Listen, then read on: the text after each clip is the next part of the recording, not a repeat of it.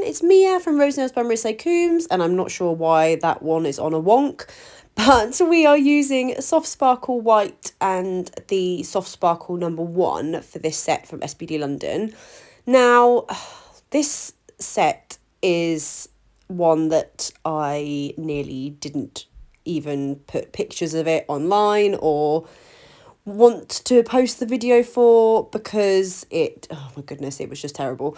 So I am completely new to one stroke. It's not something that I've really done a lot of or tried a lot of or seen a lot of, but I wanted to give it a go. And one of the reasons I wanted to post this video is because I wanted to show that it doesn't always go right and what to do when it doesn't always go right. So I think the set turned out all right in the end, but it definitely has like a dodgy section in the middle. So I am doing an ombre with Soft Sparkle 1 and the Soft Sparkle White. These colours go so nicely together. They would make like a beautiful bridal ombre. I really liked them. They did take a little bit more sort of effort with the ombre than I was expecting. Normally, like colours with glitter in them ombre really nicely and really well. Look, I don't know what happened to my brush. It's now fixed. I've managed to fix it, but like my brush went crazy that day. And if your brush ever does that, by the way, dip it in boiling hot water for a few seconds, and then when it comes out, like squeeze it in between a lint-free pad to make it straight again, and then just let it dry and it will fix your brush. So yeah, these took a little bit more effort than a glitter polish ombre normally would, but I think they ombreed really nicely in the end. They just took a little bit more work. And then we are gonna attempt some one stroke. I just held it upside down for 10 seconds before I put it into the lamp, just to sort of help flatten that ombre a little bit. And then I'm going to go in with my matte top coat, because I normally just like to do artwork on a matte top coat surface. I just find that it's a lot easier. Some techs don't bother with this. Some techs would go straight in and do the artwork, but each to their own. So I think I'm using Nail Art 3 from SBD London for the brush and the white gel paint. I mean, what is this? Look at this. What is this? The more I did it, the more I was like, this is not gonna make it to YouTube, but it did, because it turned out all right in the end. And if this was on a client, and if the client was like, oh, I really want this white flower or whatever, and you're halfway through doing it and you're like, what the hell is this? It's going all wrong. I don't know what to do. I feel a bit out of my depth. I just kind of wanted to show you that there are ways to fix/hide things. So that was petal #1. Oh my God, look at it. Look at it. What is that?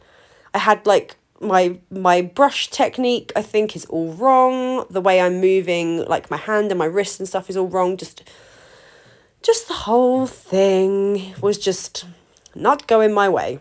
But I continued. I persevered, just for the sake of seeing if I could fix it, really. Because at this point I was like, yeah, no, this is not happening. What is this? I was like, put it in the lamp, see if it looks any better in a minute. It did not. But it gets better. It gets better. Like, what is this? What is this? What is this? I don't think I was loading like my brush effectively with the gel paint either.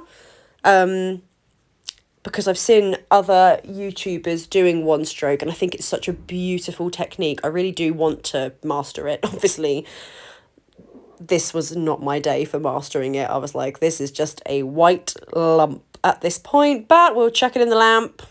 We'll do another coat. We'll see what happens. And it did look all right in the end. With a few little tips and tweaks, it wasn't a complete disaster. I'm still not entirely happy with how the set turned out, but it wasn't the end of the world. It wasn't my best set, but it was fixable. Even though at this point it does not look like it's fixable. So, once I made my disastrous white petals, I'm going to go in with some more of the white gel paint. And just like outline each of the petals, and then bring some of that gel paint down into like little flicks. I'll show you when it actually happens, just to just to sort of give the petals a bit more definition, because at this point I was like, this just looks like a smudge. This doesn't even look like a flower. How am I going to make this look like a flower? But hopefully it looks like a flower in the end. I mean, you can see from the thumbnail, it did kind of, it's flower-esque, flower-ish. Right, and then I'm going to like, you can sort of see I'm like flicking down little bits of the gel paint just to sort of make little kind of petal strokes. If I was going to redo this set, I would actually matte top coat it again after the white petals, and I would have done all of the gel paint, so this outlining and all the filigree swirls and stuff on the top of the top coat, so that it like stood up and was like 3D. But you know, live and learn. So again, just outlining these, and then I'm going to pop them in the lamp and pray that, that they turn into something remotely usable, because what is this? Do you ever have sets like that you're just like, what am I doing? What is this? I knew what I wanted to do. I knew what I wanted to achieve, and it just was not getting there. So that can go in the lamp. And then I just was like, right, I'm going to leave this for a minute. It's stressing me out. I'm going to move on to the filigree swirls. So let's move on to the filigree swirls. I am also not the best at filigree swirls. It's something that I think are really beautiful, but I don't have a lot of fluidity in my wrist. So I'm working on that. So with filigree swirls, from what I do and what I can sort of understand of people that do them really, really well, is that you like sort of have a dollop of the paint on the end of your brush, which is not what I'm used to. I'm used to obviously like trying not to get that dollop of paint on the end, because for normal artwork you wouldn't want that because it's going to ruin your art. But for this you want like a sort of decent dollop on the end of your brush, and then to push down quite firmly on your brush to begin with, and then as you're moving your brush towards like the thin end of the swirl, you like bring your brush up and apply less pressure. I hope that makes sense. So like lots of pressure, then less. And then I was just completely freehanding this. I wasn't like copying an image or anything like that. It was just where I thought the swirls looked nice. And then I'm going to add these little kind of tails onto the blobs at the end before I pop it in for a flash cure. So, and then, yeah, little tails. And then for some of them, I do this little, like, extra bit. So I sort of bring a bit of gel polish from the dot that I've made on the end and just sort of bring it down to make these little kind of double swirls, which I think look quite cute. I've seen them on other sets and I was like, yeah, that was my dog shaking. Ignore the dog. Yeah, I thought they looked pretty cute, so I was going to roll with that. I was happy with how the swirls turned out. Did not like the flower one bit, but it was salvaged. It was salvageable. If it was on a client, I would have not been happy. I probably would have ended up like reducing the price of this, because it's not what I would like my client to walk away with. But we live and learn. So, and then on these as well, I'm going to just add like a few little white dots just to sort of like fill in some of the gaps. And then pray for forgiveness from the nail gods, because these did not turn out the way I wanted them to at all. So these nails, I did them as a set of 3, because I thought if they were like a set of 5, like on a hand, that I would just do plain ombre on the others. So I didn't bother including them because that just would have been 2 more plain ombres. But I think this would have been a really, really nice bridal set if the flower had turned out the way I wanted it to. So you could have had like this nail on like the ring finger or something, and then like more filigree on the other ones. So this was me attempting to save the flower. So what I've done is I've used the Soft Sparkle 1. I think this is Soft Sparkle 1. It looks a bit darker, but I think it is the same Soft Sparkle 1.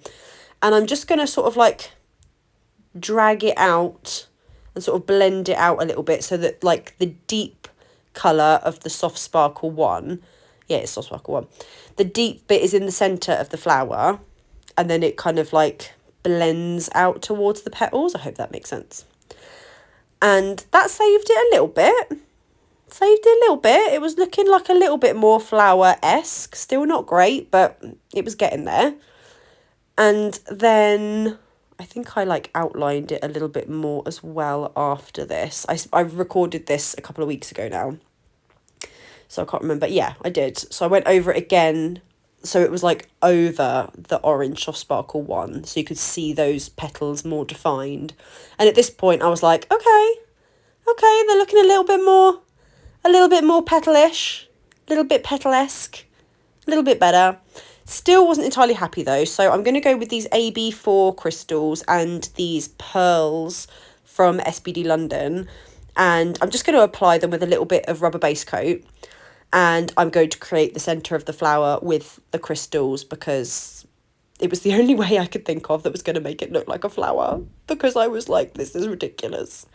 So a little bit of rubber base coat, and I'm using my SBD London gem picker tool, which is brilliant. I did not use this crystal in the end. It was too big, so just ignore this bit. Yeah, the SBD London gem picker is fantastic. I have used gem pickers before, and the wax end just like doesn't always sort of pick up the crystal, which is just really frustrating, especially when you're on a set that you're already frustrated with. Right, there goes that crystal. It was too big. And this one, it just picks up the crystals really, really well. So I love it.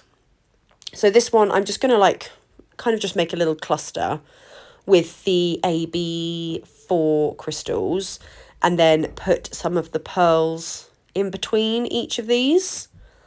And that, at this point, I was like, okay, you know it's a flower. It's not great, but it's a flower. It is not my best flower. If it was in a garden, I would not pick it, but, you know, whatever. It works. It's fine. It's ish. It's ish. I don't like doing ish. I like doing things perfect, but this was definitely an ish. I mean, what is this? It's better. It's better than it was. Yeah, chuck it in the lamp. And that cures for 60 seconds as well. As usual, everything SBD London cures for 60 seconds in an LED lamp. And then I'm just going to add these little dots just to like some of the sparse areas to kind of join the whole design together. And I think that was about it for this nail. So yeah, I wasn't majorly chuffed, to be honest, but they were all right. And to be honest, when I put the picture up, I put the picture up on the SBD London support group. If you're not part of it, please go and join it. It's not my group, but it is linked in the description down below. It's just a page for all SBD London users, and there are so many talented techs on there. Right, hang on 2 seconds before I go on about the SBD London group. So I'm going to have some of these filigree swirls on the bottom of this nail on the right to match, and then that one's got it on the top. So it kind of like matches the middle nail, if that makes sense. So I'm just kind of like lining it up with that design that's going to be in the middle so that I know where to put my filigree swirls. But yeah, if you're not part of the SBD London support group, please go and join it, because there are so many talented techs, and they've got like loads of hints and tricks and tips and just beautiful sets of nails that get posted on there, which are brilliant for inspo, especially if you're having one of those moments where you're like not really sure what to do, or when a client sort of surprises you with like, do whatever you fancy, and then your brain goes completely blank.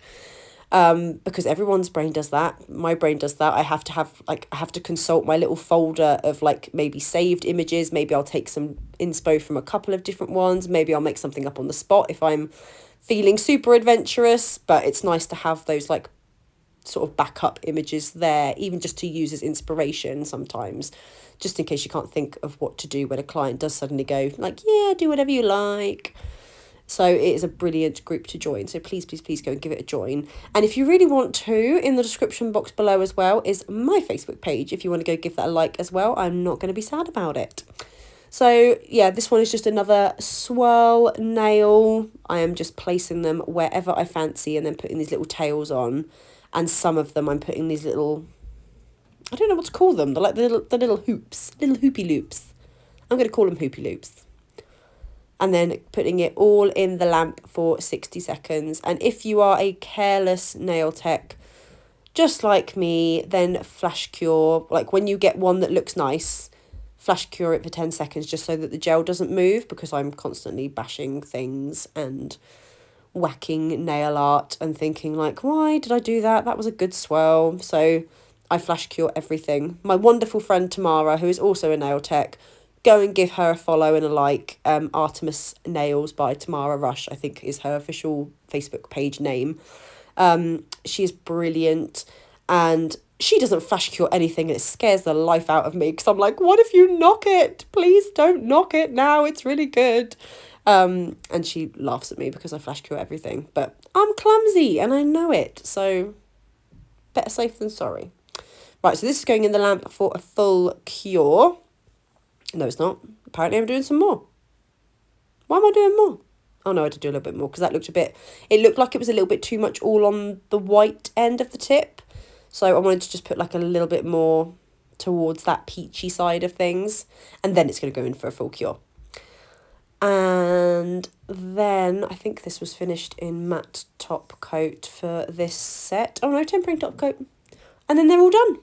So yeah, I've posted this purely to show you that even when it's a disaster, don't give up. Like, a lot of things can be fixable as long as you kind of know a rough idea of how to fix them. But I actually really liked how the set turned out in the end.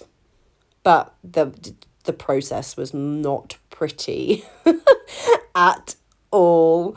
But yeah, thank you ever so much for watching this video. And I will see you in the next one, guys. Bye.